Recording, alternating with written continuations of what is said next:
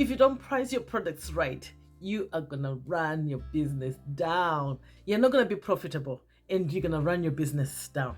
Because if you're not making money, your business is not going to succeed. So you need to price your products properly so that you'll be able to make profit and be able to, make money in the business, because we're in business of making money. If you're new here, welcome. My name is Rulo, and here I share tips and tricks on how to build, market, and scale your online business. So if that's something that you're interested in, make sure you subscribe, turn on the notification button so that you don't miss any other videos like this where I share tips and tricks on how to build, market, and scale your online business. So one way of you to succeed with your business is to make sure that your products are priced right and they're priced for profit. Because if you're not pricing your products properly, you're not going to make any profit in your business. And what is the point of business? We were in business to make money. You want to be able to make money to sustain your business, to be able to live off the profits or the income you're making from that business. But you can only do that if you, from the get-go, price your products right. So when you're coming up with the price of a product, you have to consider the cost of the product, right? How much does it cost for you to get the product from your manufacturer or from the wholesaler, right? And how much does it cost for them to ship it to you? You have to factor all those costs into your price. So let's say you're buying a product, you're getting like 10 units of whatever product you're buying, right? And then it's gonna cost you maybe $100 to get that 10 products, and then also gonna cost you another $50 for it to get shipped to you from your supply. So that whole thing now costed you $150 together, if we were to include the price of the product and the shipping from your manufacturer or your wholesaler, right? So that's already $150 for your cost. So you have to factor in all that together. So what you can do now to find the unit price of that product now is to divide in. We're getting 10 products, right? So now you have to divide 10 into 150 to see how much each product costs for you, to find out the cost of one unit, and that will bring us to $15. So that's the cost of getting the product from your manufacturer. So you also have other costs that you have to factor in. You have your own packaging supplies that you're going to be using to package your products when you're sending it to your customers, right? You also have to consider that cost as well, because it's really important to add it into the cost of your products, because that customer has to pay for that. We don't want it to be coming out of our own pocket. We have to factor those costs into that product, right? So let's say you're using your boxes to ship your products, or you're using the polymailers, you have all the crinkle papers you're using in there. You have to factor all those costs.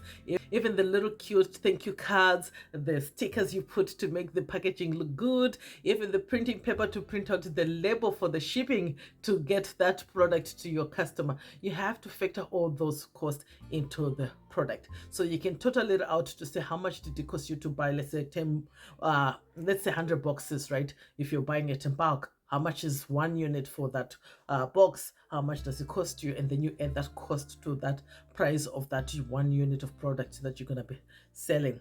So everything has to be added in. Do not leave out anything. Even the packaging tape, the cost of it, factor it into your cost of your product.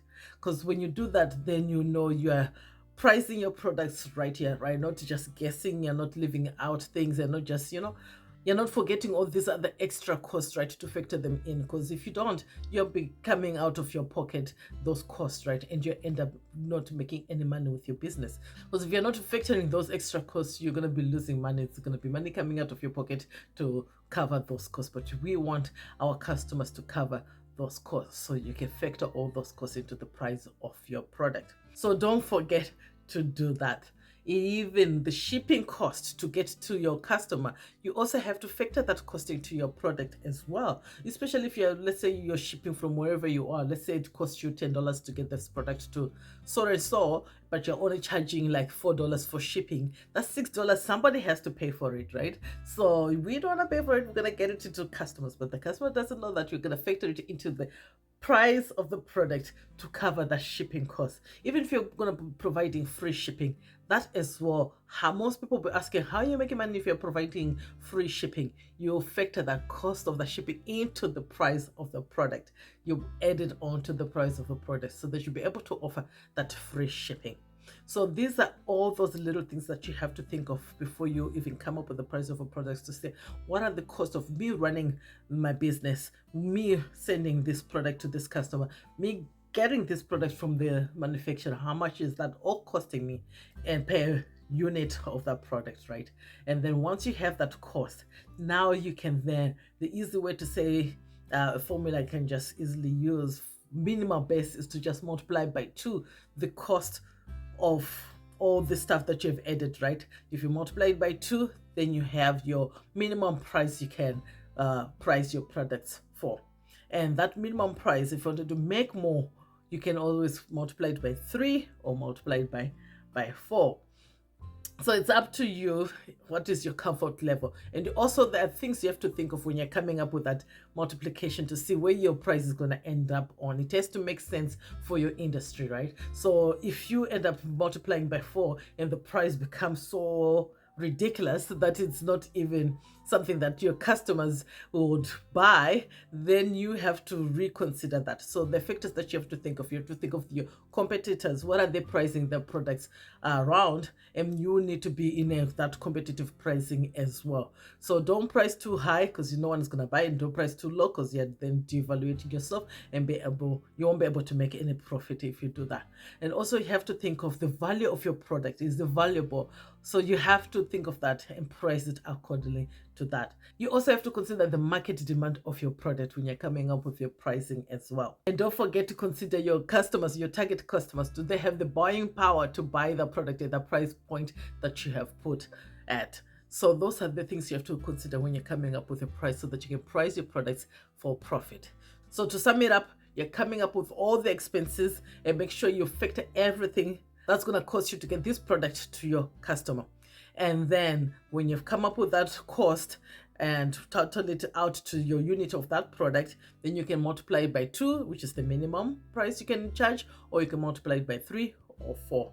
And don't forget to consider to do research to see what is your competitors' pricing, and making sure that you're not priced too high or too low. So you want to make sure that you have profit coming in. And also, one thing to also consider is to think of the cost of acquiring your customer, because if you're going to be running ads, you want to make sure that you have that cushion of profit, so that you'll be able to afford to run ads and be able to make money, right? Because it can become a little bit expensive if you're running ads. So you need to have that wiggle room in your pricing to make sure that you have that cushion to be able to run ads and be able to afford that. So with this, you'll be able to have a very profitable business if you price your products right. And try not to overcomplicate the process of pricing your products. You can always price it and try it out and see how the market reacts, and then you can always change the price again. So don't worry about it. You can always change your price at any time you feel like, I need to revise my price, and see how that goes. As long as you keep in mind to give yourself some wiggle room and give yourself some space to make profit in your business. So I hope this has been useful for you. Make sure you share with others that might find this video useful as well. And don't forget to subscribe, turn on that notification button so that you don't miss any other videos like this, where I share tips and tricks on how to build, market, and scale your online business. So for now, stay strong, stay positive, continue building the business that you love, and I'll see you next time, guys. Take care. Bye.